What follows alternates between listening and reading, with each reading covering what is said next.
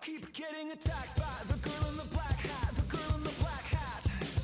I can't fight any shade, but I'll be swayed as long as I got a switchblade. I'm Sam Hudson, reporting for the WesternEye. I'm here with Mike, guitarist from the legendary band Incubus. Legendary, yeah. How's it going, Mike? Right. Good? I'm very, very well. Cool. Welcome to sunny England. Thank you very much. So it's been quite a while since you've been on tour. Does it feel any different now that you had quite a long break? Any new approaches to touring that you didn't take before? It does feel a bit different.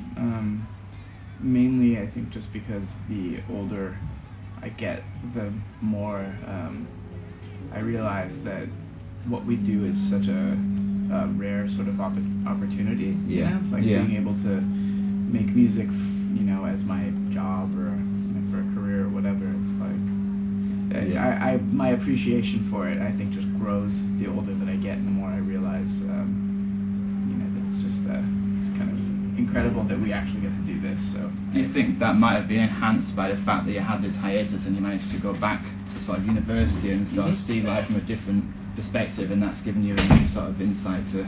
Yeah, absolutely. Yeah, definitely. Yeah. I mean, you know, getting out of this sort of bubble of being, you know, on the road and making albums and, you know, sitting in a classroom and studying, it definitely put me more in touch with how just, you know, how cool it is that we get to do this. Yeah, I can imagine. I guess going back to university, and you studied, was it classical composition, something like that? I studied a few different things.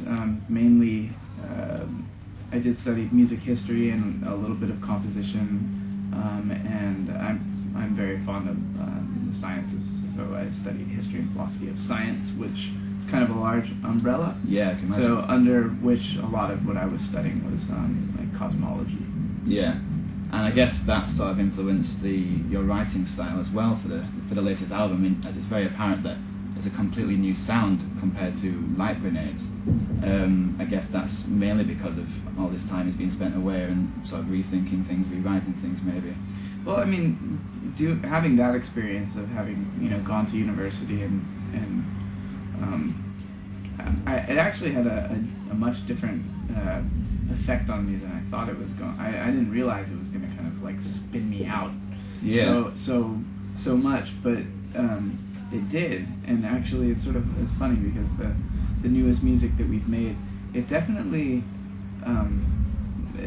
feels like it's the beginning of some different sort of different era of making music. Yeah. But it feels like it really only is just the beginning of it. It doesn't feel like we really have arrived at whatever that is yet. Like it feels very preliminary still. So I guess that's a good thing, because it feels like there's a lot more to uncover. I guess that's some really good news for fans as well, that it's gonna continue from here on. And absolutely. Are we gonna have to wait another 5 years for the next album? It definitely won't be 5 years. Yeah, so the ball's kind of rolling now. Yeah. Between albums, but we you know, we've actually, even though we took a long time between making records, with our newest album, we still made that record actually like rather quickly. We've never spent more than, you know, we spent, I don't know, maybe 3 or 4 months or something writing some songs for that album, and then maybe 2 months recording it and mixing it at the very most. But I definitely think that we could spend more time making a record and over a longer period of time. It definitely seems like that's kind of our next step, I think. Yeah, because that didn't happen with Crawl After the Murder as well. That was quite a very short period of time when you were recording, was it? Every album was like that. I mean, those albums really just kind of, like, Crow was really, really effortless for us. That was like, that album just kind of fell out of us. Because it was a very exciting sort of time, I think, for us, where, you know, we had a new member of the band, and which was Ben, and you know, he was just really inspiring to be around, and you know, full of musical energy, and we all kind of like fed on that energy, and it was just great. It was a great time, and we again, though, we didn't spend more than a couple of months writing for that album, and then, you know, maybe 5 weeks we wrote and recorded all of that music. It was just... See, that is absolutely crazy. And we've done that with every single one of our albums. Every single one of them. No, we've never spent more than like maybe 8 weeks at the most in the studio ever. Yeah. And I think the deeper we get into our career, I mean, this, you know, we just released, I think, our 7th record, so, you know, our 8th record, I feel like each time we do it, we have to sort of dig deeper to find some new way of making it exciting or feeling new in some way. So I think it's going to be sort of required for us to have to spend that extra time. Or maybe not. Maybe it'll happen very quickly. I don't know. I guess it's quite an organic process. It's sort of what happens. You know, you don't want to force anything, do you? Exactly. One of the things I want to speak to you about today was the Make Yourself Foundation. Could you just tell me how this began and what the charity actually does?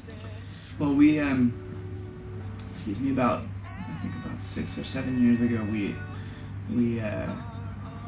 we just found ourselves in this position where, you know, we started making money. You know, as a band, we started having success, and we just, I think it became very obvious to us that we should give back to, you know, to the world that's been kind to us.